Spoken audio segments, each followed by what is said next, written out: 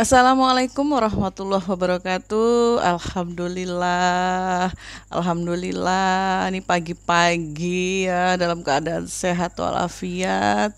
Sudah aktivitas ibadah tadi pagi. Sekarang Bismillah, kita lanjut bekerja dari rumah, belajar dari rumah.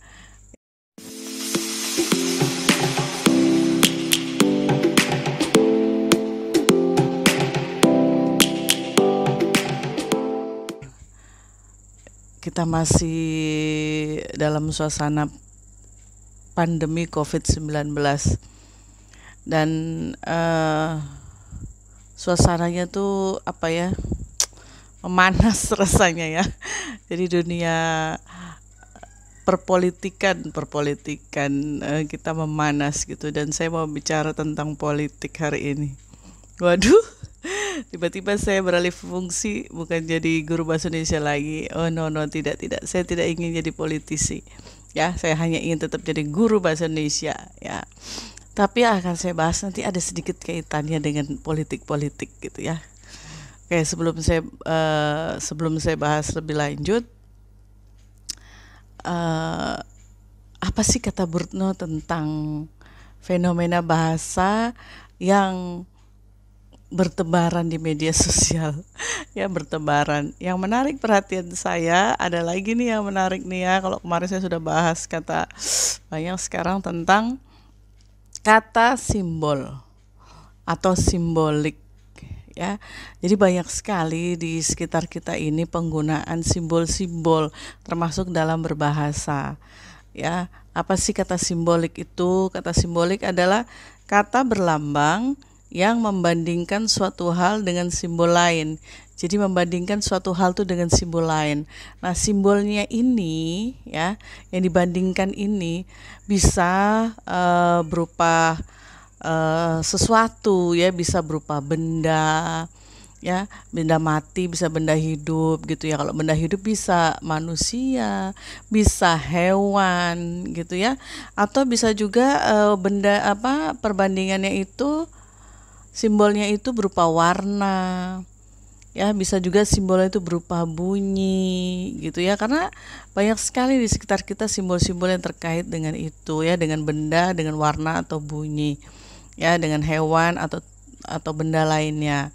Nah, itu yang disebut sebagai kata simbolik.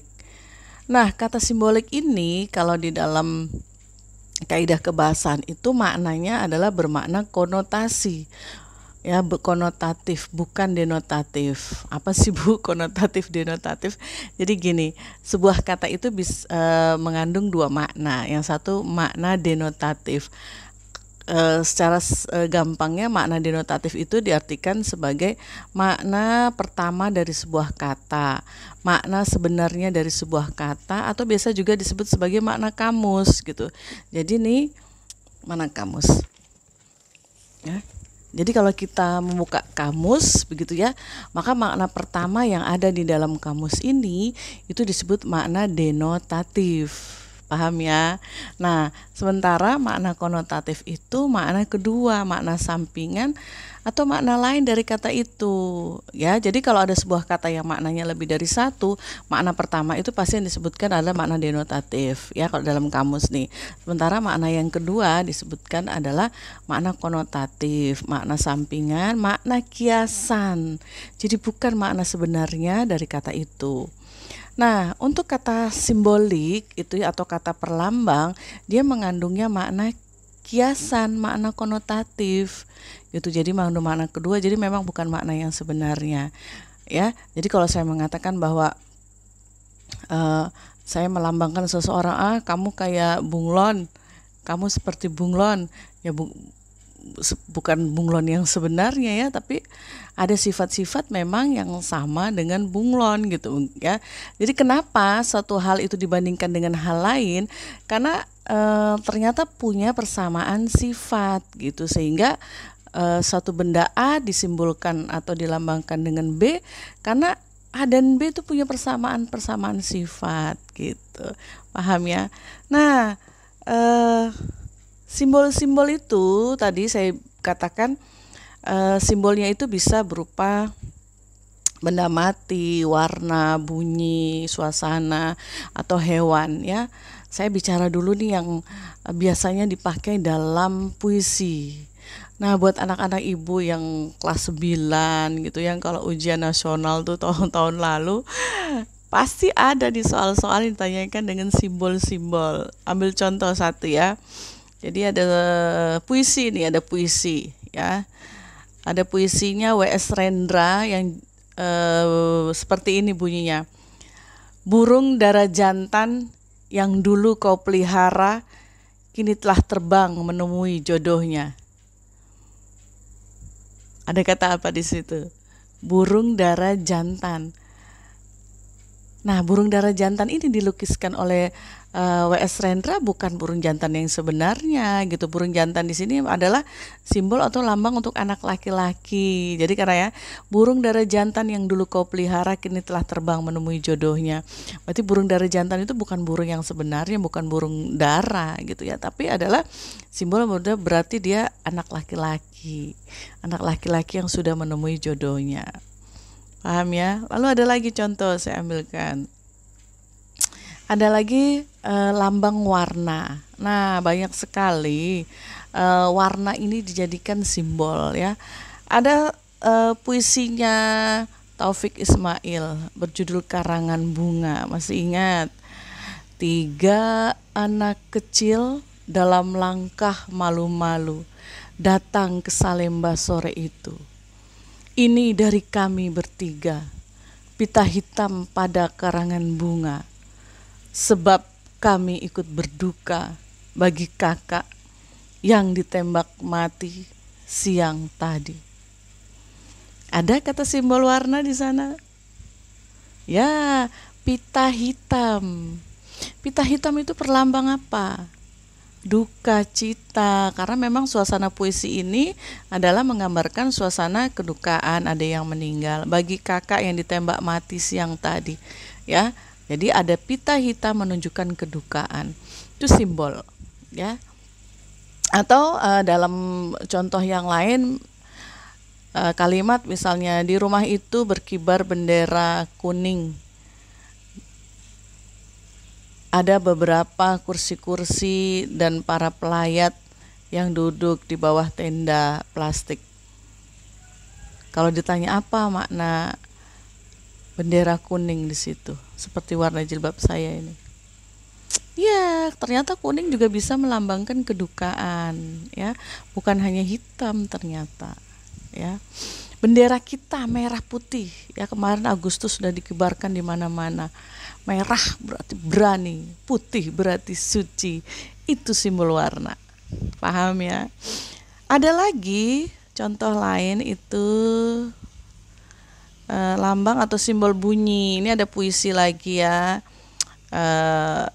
Yang sering sekali muncul di buku-buku pelajaran gitu ya, karya Ramadan KH. Seruling di pasir ipis merdu, antara gundukan pohonan pina, tembang menggema di 2 kaki burangrang tangkuban perahu. Di sana ada simbol seruling. Kalau seruling terus antara burangrang tangkuban perahu, berarti ini wilayah kira-kira Jawa Barat gitu ya, Sunda. Terus ada seruling, lambang apa? Kamu kalau dengar seruling itu apa sih yang dirasa? Ya, kalau kita dengar seruling yang merdu, mendayu ketenangan ya, di sebuah desa, di kaki gunung ada sawah, terus dengar bunyi seruling, aduh adem banget rasanya ya. Nah, itu simbol gitulah, simbol ketenangan ya, simbol apa namanya, kesyahduan itu dari seruling. Sudah ya, udah berapa contoh tuh tadi kita sudah belajar simbol warna, terus kemudian simbol benda, hewan tadi burung dara jantan, kemudian simbol bunyi ya.